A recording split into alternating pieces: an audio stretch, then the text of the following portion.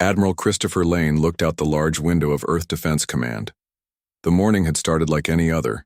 He had his coffee, read reports, and planned the day's meetings. Then everything changed. "Sir, you need to see this," said Lieutenant Samantha Wright. Her voice shook a little. On the big screen, a massive ship appeared. It was not from Earth. The ship was huge, at least 15 miles long. It shined with strange metals that seemed to change color in the sunlight. Nothing on Earth was that big or that advanced. "When did it appear?" asked Lane. "Just 10 minutes ago, sir. It came out of nowhere. Our sensors show it made some kind of hole in space." Lane stood up straight, his military training taking over. "Alert all defense stations. Tell them to watch but not fire unless I give the order." "Yes, sir." As Wright left to send the message, Lane's secure phone rang. It was the President. "Madam President, I was about to call you." "I've seen it, Admiral. They've sent a message to all world leaders at once. They call themselves the Galactic Hegemony." Before Lane could reply, the big screen in his office changed. A face appeared, but it wasn't human. The being had light, blue skin that seemed to glow from within. Its eyes were large and had no pupils. It had no nose, just two small slits. When it spoke, its thin lips barely moved. "People of Earth," the alien said in perfect English. "I am High Commander Zex of the Galactic Hegemony. We rule over 12,000 star systems. Your world has been watched for many years. You have reached a level where you can join our empire. We bring great benefits: advanced medicine, faster-than-light travel, and protection from dangerous species. In return, we require only 40% of your planet's resources and your full cooperation with our laws." Lane watched as the alien continued. "Small ships will land in your major cities in 6 hours. Have your leaders ready to sign our standard agreement. Resistance is not advised. Ask any questions now." The screen went blank. Lane's phone rang again instantly. "Admiral, get to the White House now," said the President. "We're calling an emergency meeting." 3 hours later, Lane sat in the Situation Room with President Eleanor Davis, her cabinet, and the Joint Chiefs of Staff. Reports showed that smaller alien ships had left the main vessel and were now in orbit around Earth. "They've scanned our entire planet," said General Frank Harris. "They know our military capabilities, our resource locations, everything." "What are our options?" asked the President. Lane spoke up. "We have 3, Madam President. 1, we accept their terms and become part of their empire. 2, we try to negotiate better terms. 3, we refuse and prepare for possible conflict." "What do we know about them?" asked Davis. Dr. Olivia Chen, the government's top scientist, pulled up some data on her tablet. "Very little, but we've analyzed their message carefully. There are some concerns. They call themselves a hegemony, which means they dominate other worlds. They want nearly half our resources, and they said resistance is not advised rather than impossible. This suggests they've faced resistance before." The President nodded slowly. "So they're not invincible?" "Probably not," agreed Chen. "But they're clearly more advanced than we are." Lane added, "There's something else, Madam President. They referred to dangerous species out there. This means the galaxy isn't all friendly. If we join them, we might be protected, but we'll lose our freedom. If we refuse them, we might face them alone but keep our independence." President Davis stood up and walked to the window. From the White House, she could see the small alien ship hovering over Washington, D.C. It was beautiful and terrifying at the same time. "I won't surrender Earth's freedom," she said finally. "Prepare our defenses, Admiral. We'll meet with them, but we won't sign their agreement." At exactly 6 hours after the first message, alien shuttles landed in 50 major cities around the world. In Washington, D.C., the shuttle touched down on the National Mall. Armed soldiers formed a perimeter, though their weapons seemed small and weak compared to the sleek alien craft. From the shuttle emerged 3 aliens. They looked similar to the one on the video but wore what appeared to be armor. They carried no visible weapons. President Davis stood with Lane and a small group of advisors. She stepped forward as the aliens approached. "Welcome to Earth," she said firmly. I am President Eleanor Davis, elected leader of the United States and chosen representative for Earth in this meeting. The middle alien bowed slightly. I am Subcommander Vex. I am authorized to accept your world's entry into the hegemony. We appreciate your offer, Davis replied, but Earth must respectfully decline. We wish to establish peaceful relations, as equals, not as subjects. The alien's skin flickered with colors, blue to purple to red. Lane guessed this was how they showed emotion. Perhaps you misunderstand, said Vex. This is not a negotiation. The hegemony has claimed your world. 12,000 other worlds have joined us, some willingly, some not. But all are now part of the hegemony. Davis stood taller. And perhaps you misunderstand us. Humans value their freedom above all else. We will not surrender it, not for advanced technology, not for protection, not for anything. You have no choice, said Vex. Your weapons cannot harm our ships. Your technology is primitive. If you resist, we will simply take what we want. Every human on Earth would fight you, Lane said, stepping forward. You might win, but the cost would be high. We have faced resistance before, said Vex. It always fails. President Davis took a deep breath. Then I must give you our official response. Earth rejects membership in your hegemony.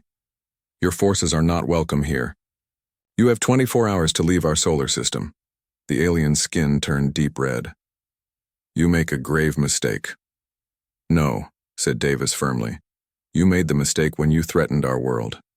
Humans don't respond well to threats. Vex turned and spoke quickly to the others in a language of clicks and whistles. Then he faced Davis again.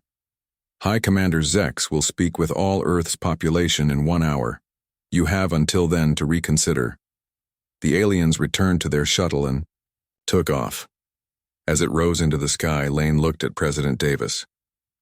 You realize this means war, he said quietly. Yes, she replied, but some things are worth fighting for, and I think we might have a few surprises for them. She turned to her aide.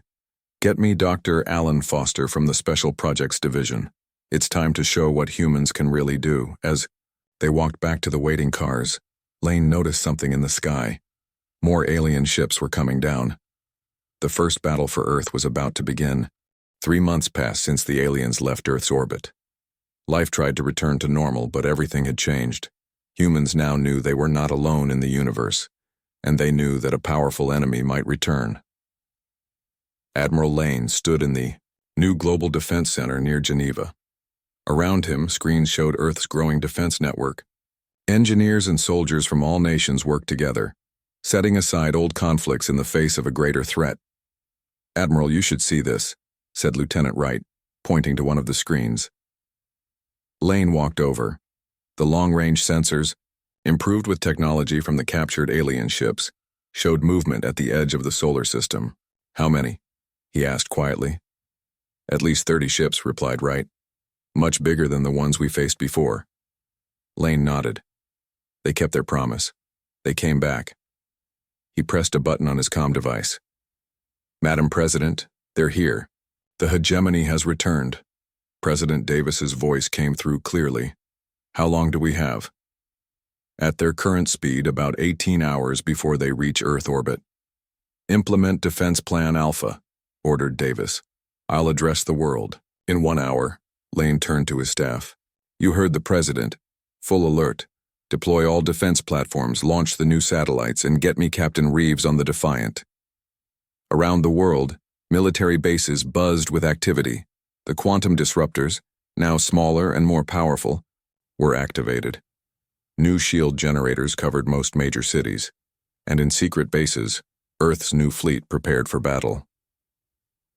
High Commander Zex stood on the bridge of his massive ship, the Subjugator.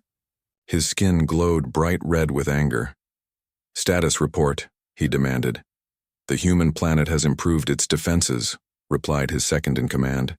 We detect energy shields over their cities and orbital platforms with weapons. It doesn't matter, said Zex dismissively. This time we are prepared for their tricks. Our ships now have countermeasures against their disruptor technology, and we have brought enough firepower to reduce their cities to ash if needed. Should we send a message? asked the second in command. Yes. Let them know their doom approaches. Perhaps they will surrender now and save us the trouble of a fight.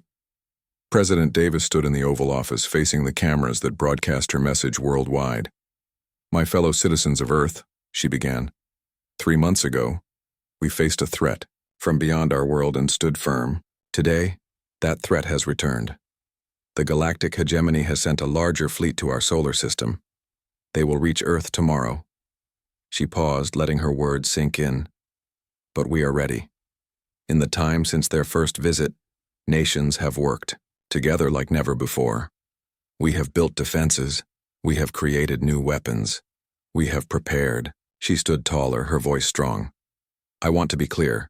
We did not start this conflict. We simply refused to surrender our freedom, and we will never surrender it. If the hegemony wants Earth, they will have to fight for it. And I promise you, they will find that fight harder than they can imagine. As she finished speaking, screens worldwide flickered. High Commander Zex appeared, his red skin glowing. People of Earth, he said, his voice cold and hard. Your defiance is pointless. We have returned with a force 10 times stronger than before. Your primitive weapons cannot stop us. Surrender now, or watch your cities burn. President Davis, still on camera, replied directly. Commander Zex, Earth's answer remains the same. We will not surrender. We will not join your empire. You are not welcome here. Leave in peace, or face the consequences of your actions. Zex's skin flashed almost, white with rage. You have 6 hours to reconsider. After that, we attack. The alien's image disappeared. President Davis turned back to the camera. You heard him, she said calmly. In 6 hours, we fight for our world. But know this, we will win. 5 hours. Later, Earth's new fleet gathered in orbit. 6 large warships built using reverse-engineered alien technology formed the core of the defense. Around them flew 20 smaller vessels, fast and heavily armed. Captain John Reeves, now Admiral. Reeves commanded the fleet from the flagship Guardian. All ships report ready, Admiral, said Lieutenant Grace Martinez, now his executive officer. Good, replied Reeves. The disruptor satellites? All in position and powered up. But sir, the aliens know about them now. They'll try to destroy them first. Reeves nodded. That's why we're here. We protect the satellites at all costs. They're still our best weapon. On the tactical display, he could see the approaching hegemony fleet. It was indeed much larger than before. Leading it was a massive ship that dwarfed even their previous mothership. That must be the subjugator, said Reeves, looking at the giant vessel. Zex's flagship. Sir, said Officer Ryan, we're receiving a transmission from Admiral Lane.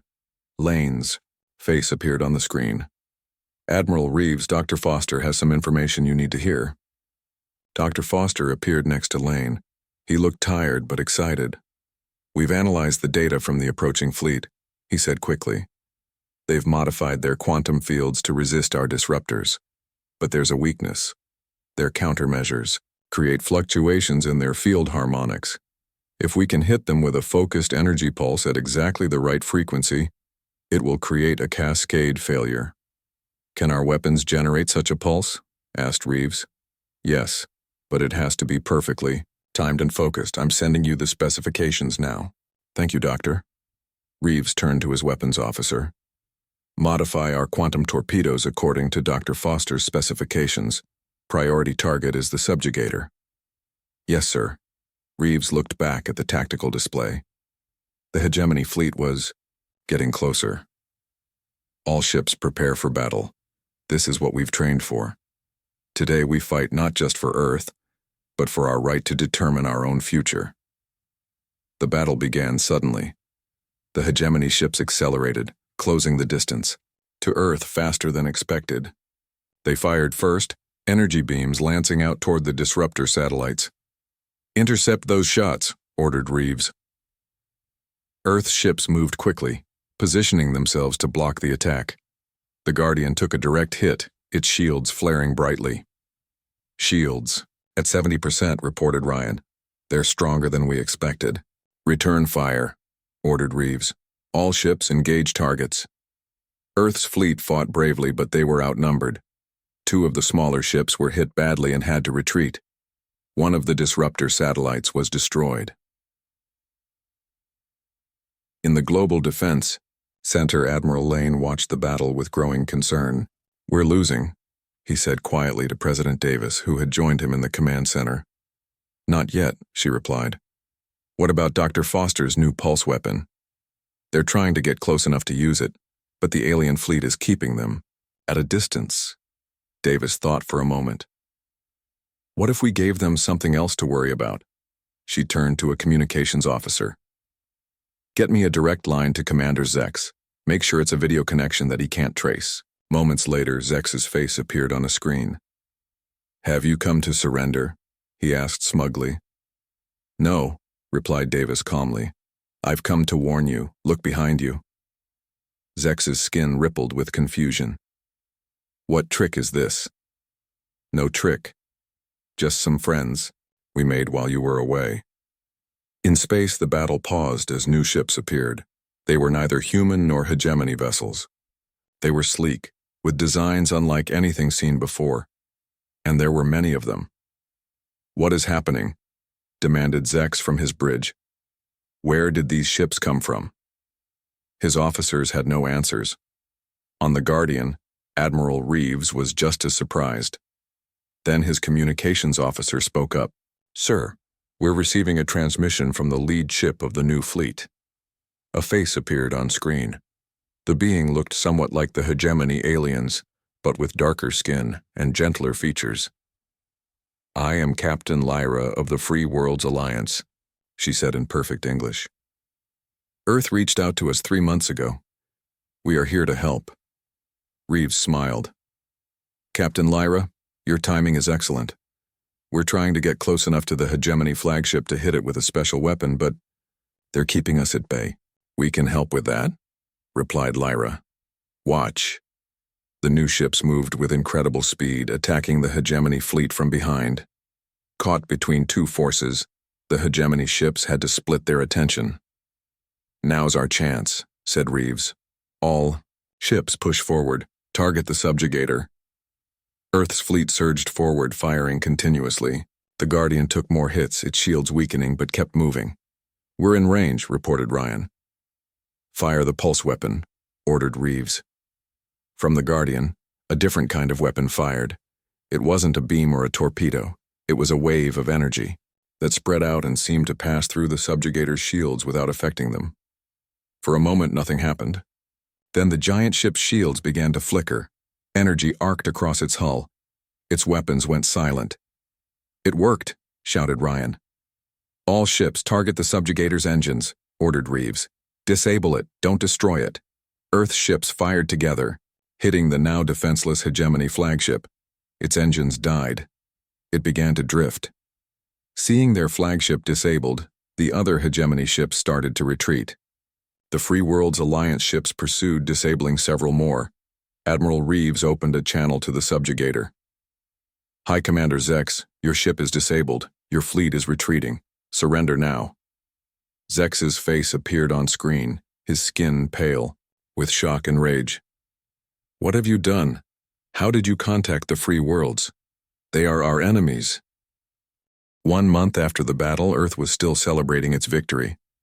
But in a secure room deep beneath Geneva, a different conversation was taking place. Admiral Lane sat at a long table with President Davis, Admiral Reeves, and representatives from the Free Worlds Alliance.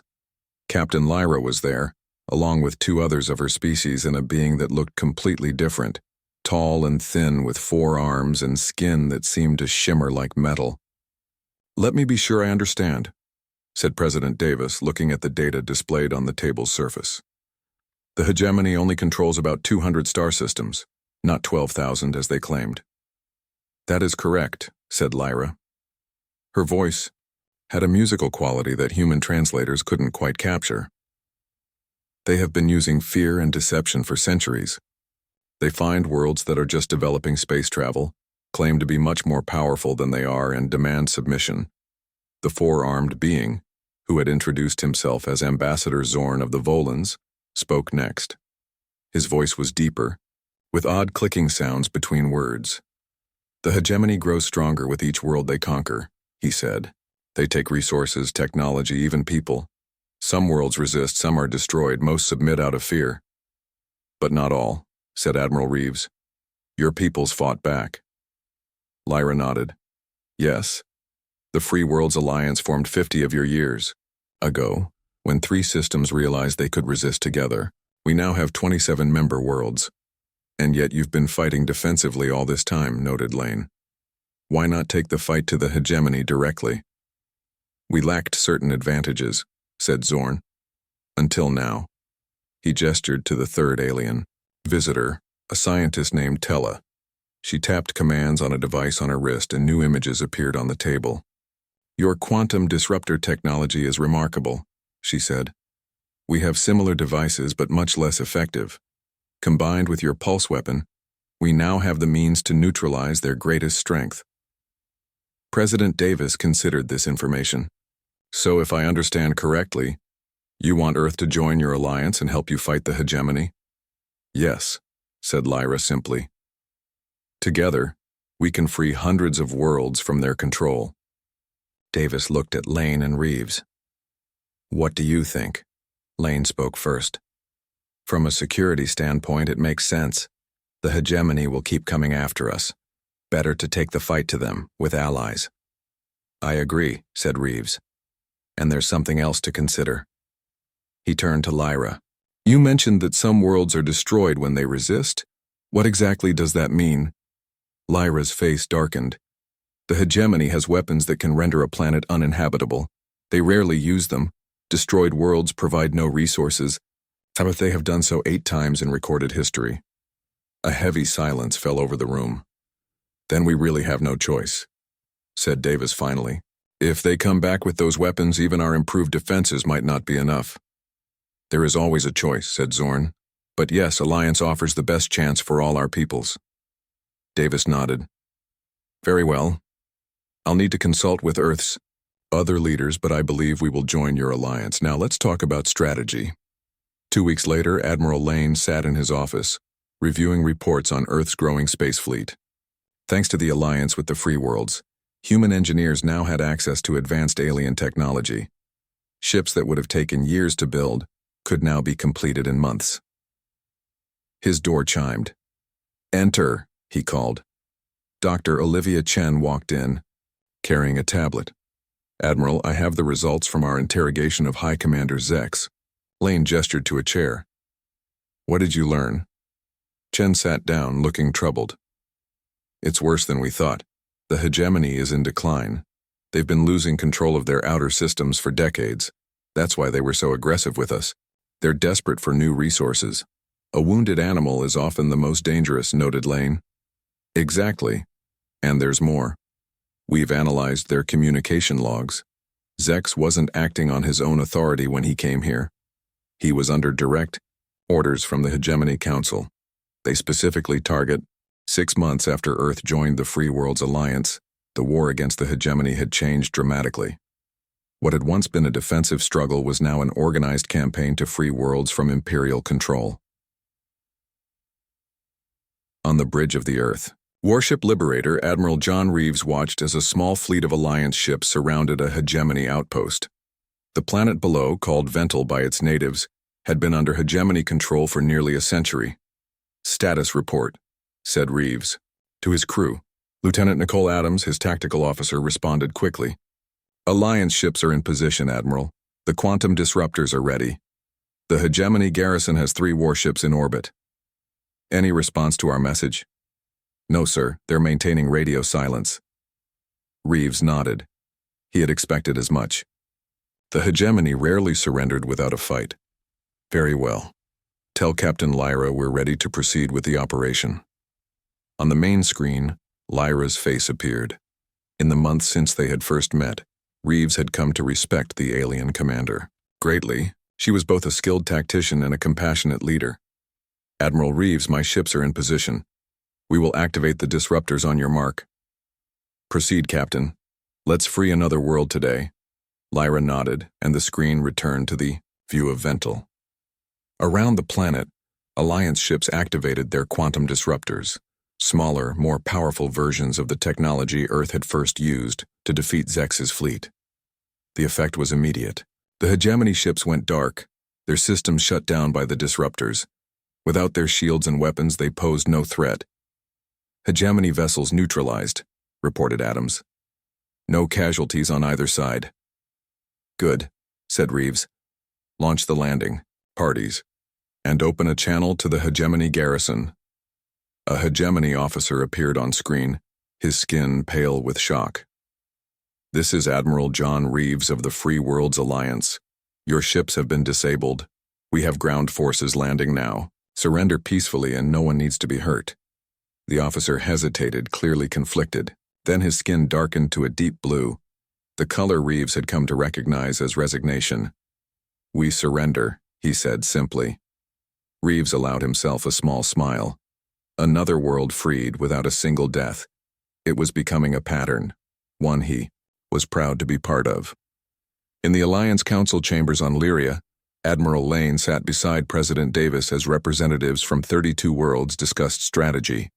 In the 6 months since Earth had joined, 5 new worlds had been liberated from hegemony control and had added their voices to the alliance.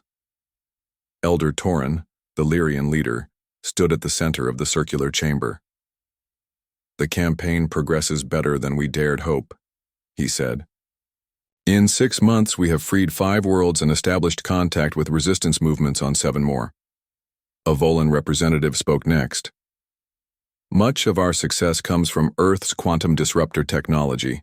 It allows us to neutralize hegemony, forces with minimal violence. President Davis nodded in acknowledgement. Earth is proud to contribute this technology, but the true strength of our alliance comes from working together, combining our different perspectives and abilities. Indeed, agreed Torin. And now we face a new opportunity. He gestured to a holographic map that appeared in the center of the chamber. We have received a message from the Liberation Front within the hegemony. They are planning a major action in the Proxys system, a world near the hegemony's central territories. Admiral Lane leaned forward. Since the first careful contact, Earth and the Alliance had established regular communication with the Liberation Front, but this was the first time they had suggested direct coordination. What kind of action? He asked. A full uprising, replied Torin. The Proxys people have been planning this for years. They ask for our help to ensure it succeeds. Murmurs filled the chamber. This would be a significant escalation, moving from freeing outer worlds to striking near the hegemony's core. President Davis spoke again. What do we know about the defenses in the Proxys system? A Lyrian military officer activated a new display. 3 major hegemony warships plus defense platforms. More significant than what we've faced before, but not beyond our capabilities. And if we succeed? Asked Lane. What is the strategic value? Proxys produces 70% of the rare minerals the hegemony needs for their quantum field technology, said the officer. Losing it would severely hamper their ability to build and maintain their fleet. Davis and Lane exchanged glances. This could be a turning point in the war. Earth will support this mission, said Davis firmly. Around the chamber, representatives from other worlds voiced their agreement. The vote was unanimous. Elder Torin looked pleased. Then it is decided. We will coordinate with the Liberation Front. The operation will begin in 14 days. As the meeting concluded, Lane walked with Davis toward their quarters. This is a significant risk, he said quietly. If the hegemony suspects what's coming, they could reinforce Proxys heavily. True, agreed Davis, but sometimes you have to take risks to create real change. The people of Proxys have lived under hegemony rule for generations. They deserve their freedom, just as much as we do. Lane nodded. I'll inform Admiral Reeves. His fleet is closest to Proxys. Good. And, Lane, tell him to be careful. I want victory, but not at any cost. On Earth, Dr. Alan Foster and Dr. Olivia Chen worked side by side in a laboratory filled with both human and alien technology. Around them, a team of scientists from 4 different worlds collaborated on new projects. The modified disruptor works perfectly in simulations, said Foster. looking at test results on a large screen. It can penetrate the new hegemony shields. Chen nodded. Just in time, too. Our intelligence says they're adapting to our current version. It's like a technological arms race, said Foster. But we have an advantage they don't. What's that? Foster gestured around the lab. Diversity. We have scientists from dozens of worlds, each bringing their own perspectives and knowledge. The hegemony relies only on their ruling class for innovation. Chen smiled. Good point. Speaking of which, I've been working with that Volan engineer, the one with the 4 arms. He has some fascinating ideas about using quantum fields for communication rather than just defense. Their conversation was interrupted as a junior scientist rushed in. Doctors, you need to see this. We just received a transmission from the Liberation Front. It was hidden in regular hegemony communications. The message appeared on their main screen. It was short but alarming. Hegemony Council knows about Prox's plan. Sending major fleet. Trap. Foster's face paled. We have to warn Reeves. His fleet is already on the way.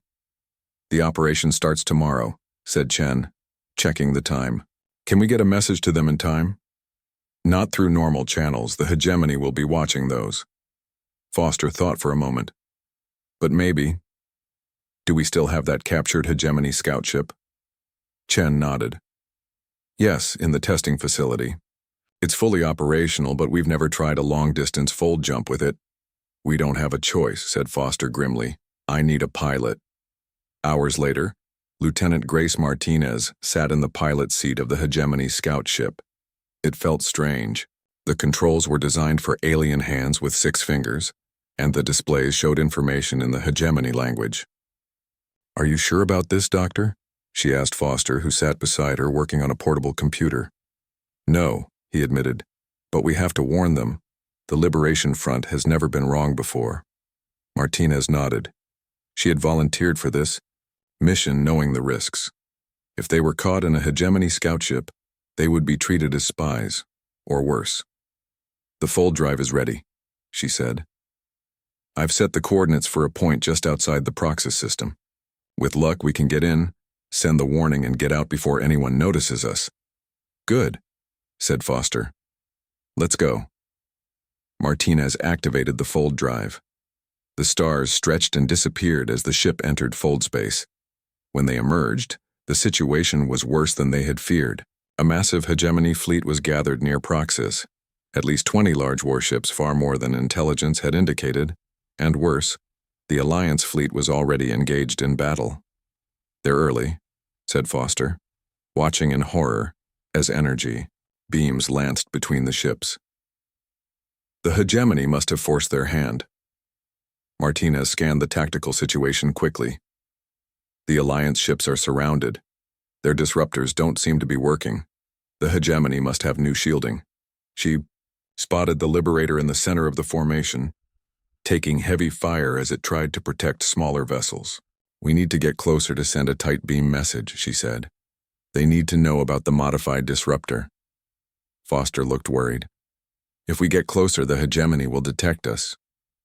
We don't have a choice, replied Martinez, already piloting the ship toward the battle. If the Alliance fleet is destroyed, Earth loses its best defenders. As they approached, a hegemony patrol ship spotted them. Unidentified vessel, identify yourself immediately. Martinez responded in the hegemony language, using codes they had learned from captured communications. Scout ship returning from reconnaissance mission. There was a pause. Your authorization code is out of date. Prepare to be boarded. Foster looked at Martinez. We're out of time. Send the message now, full broadcast. 1 hour after the aliens left the National Mall, every screen on Earth showed the face of High Commander Zex. His blue skin was now a deep purple color. He did not look happy. People of Earth, he said, his voice cold. Your leaders have made a dangerous choice. They have rejected our generous offer. The Galactic hegemony has never been refused. You have 24 hours to change your decision. After that, we will show you why resistance is foolish. The message ended. All screens returned to normal. In a secure room under the Pentagon, President Davis met with Earth's top military and scientific minds. We need options, she said. Real ones, not just brave talk. What do we have that might work against their technology? Dr. Alan Foster stepped forward. He was a short man with messy hair and glasses. He didn't look like someone who might save the world. Madam President, 15 years ago, a small alien ship crashed in the Arizona desert. It wasn't from the hegemony. The technology was different, but studying it taught us a lot. He pulled up images on the main screen. They use what we call quantum field technology. Their ships are protected by energy fields, not physical armor. Their weapons use similar principles. Can we break through these fields? Asked Admiral Lane. Better than that, said Foster with a small smile. We can disrupt them completely. For the past decade, we've been building quantum disruptors based on the crashed ship's technology. We have 5 working prototypes. General Harris looked skeptical. 5? Against their entire fleet? The disruptors have a wide range, Foster explained. Each one can affect ships within a 1,000-mile radius, and they don't just weaken the fields, they collapse them entirely. President Davis leaned forward. Where are these disruptors now? In secure facilities around the world. They're large, about the size of a school bus, but they're mobile. We can position them strategically. Do it, ordered Davis. And what about our own defenses? Can we protect our cities? Foster nodded. We've also developed shield generators based on the same principles. They're not as powerful as what the aliens have, but they might buy us time. We've secretly installed them in 30 major cities. That still leaves hundreds of cities unprotected, said Lane grimly. True, agreed Foster. Which is why we need to hit them hard and fast. Make them think twice about attacking at all. Davis stood up. Very well. Admiral Lane, coordinate with Dr. Foster to deploy the disruptors where they'll be most effective. General Harris, prepare our conventional forces. They may not be able to do much damage, but they can distract the aliens while the disruptors do their work. She looked around the room at the serious faces. I won't lie to you. We're taking a huge risk. But I believe in humanity's ingenuity and courage. We've faced extinction-level threats before. Plagues, world wars, climate disasters. Each time we've survived and grown stronger. This is no different. As they left the meeting, Lane pulled Foster aside. Those disruptors better work, Doctor. Foster adjusted his glasses nervously. They worked in all our tests, but we've never tried them against actual alien technology. Well, said Lane grimly, we're about to, on the experimental Earth ship Defiant, hidden in orbit behind the moon. Captain John Reeves watched the main alien vessel on his monitors. The Defiant was Earth's first attempt at a space warship, built using principles learned from the crashed alien craft. It was small compared to the hegemony ships, but it was fast and well-armed. Status report, Reeves said to his crew. Lieutenant Grace Martinez at the communications station spoke first. The alien mothership is still in high Earth orbit. Their smaller vessels are positioned above major cities just outside our atmosphere. Weapons? Officer Peter Ryan checked his readings. Our quantum torpedoes are ready. Shield systems at full power. But Captain, even with our advanced tech, we're outgunned at least 20-1. Reeves nodded. We're not here to fight the whole fleet. Our job is to protect the disruptor satellites once they launch. Speaking of which, he turned to Martinez. Any word on the launches? Yes, sir. The first disruptor satellite launches in 30 minutes from Kazakhstan. The others will follow at 15-minute intervals from different locations. Good. We'll move into position once the first one is up. Until then, we stay hidden. At NASA's Kennedy Space Center, Dr. Susan Miller supervised final preparations on the American disruptor. It had been disguised as a communications satellite. For security reasons, all systems check out, she reported over the secure line to the Pentagon. We're ready for launch. Proceed, came the reply. The countdown began. Minutes later, the rocket roared into the sky, carrying humanity's hopes with it. In Kazakhstan, the first disruptor satellite was already entering orbit. Russian cosmonauts worked quickly to activate it. Disruptor 1 is online, came the report. Admiral Lane in the Pentagon Command Center watched as the satellite's signal appeared on the tactical display. Now we see if they notice it. They didn't have to wait long. Alarms sounded as one of the alien scout ships changed course, heading toward the Russian satellite. "They've spotted it," said Lane. "Start the clock. We have maybe 20 minutes before they destroy it." "Sir," said a young officer, "the Defiant is moving to intercept the alien ship." Lane nodded. "Captain Reeves knows his job. Let's do ours. Launch the remaining disruptors now. Don't wait for the planned intervals. We need to get them all up before the aliens realize what they are." In space, the Defiant moved with surprising speed, positioning itself between the approaching alien ship and the Russian satellite. "Hail them," ordered Reeves. Martinez opened a channel. "This is Earth vessel Defiant to approaching hegemony ship. The satellite is an unarmed communications device. There is no need for hostile action. The alien ship didn't respond. Instead, it fired an energy beam that barely missed the Defiant." "I guess that's their answer," said Reeves grimly. "Shields up. Prepare quantum torpedoes." The Defiant fired first. The torpedo, small but powerful, hit the alien ship's shields. They flared brightly but held. "Their shields absorbed most of the impact," reported Ryan. "Minimal damage." "As expected," said Reeves. "We just need to keep them busy for a few more minutes." The alien ship fired again. This time, the beam hit the Defiant's shields, which shuddered under the impact. "Shields at 60%, said Ryan tensely. "Evasive maneuvers," ordered Reeves. "Keep moving. Don't give them a clean shot." The Defiant twisted and turned in space, firing its conventional weapons to distract the much larger alien vessel. It was like a mosquito attacking an elephant, but the mosquito was quick and determined. "Captain," said Martinez suddenly, "I'm receiving word that all 5 disruptor satellites are now in position." Reeves allowed himself a small smile. "Excellent. Tell them to activate on my mark." He looked at his tactical display. The alien ship was perfectly positioned. "Now!" In the Pentagon, Lane watched as the 5 disruptor satellites powered up simultaneously. On the tactical display, circles of blue light expanded from each satellite, representing the range of the disruptors. "Disruptors at full power," reported a technician. For a moment, nothing seemed to happen. Then, one by one, the alien ships began to drift. Their lights flickered and dimmed. "It's working," Lane said quietly, hardly daring to believe it. On the main screen, they could see the Defiant facing the alien scout ship.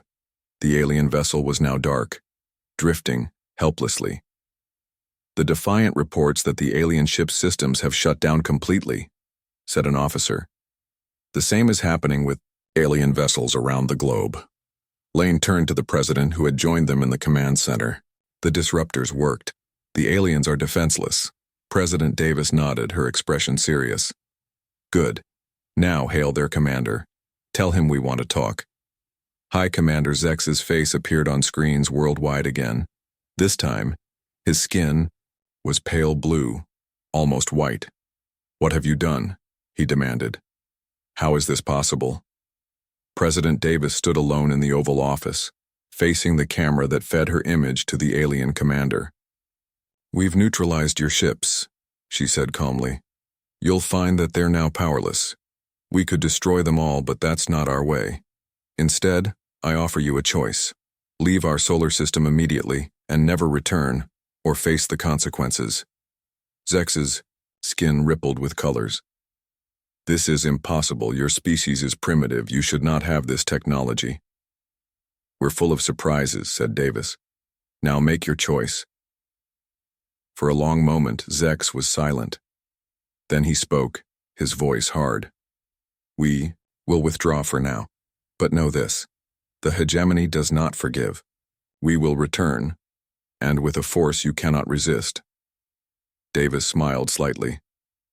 "If you return, you'll find us even better prepared. Earth is off limits to the hegemony. You are not welcome here. Not now, not ever."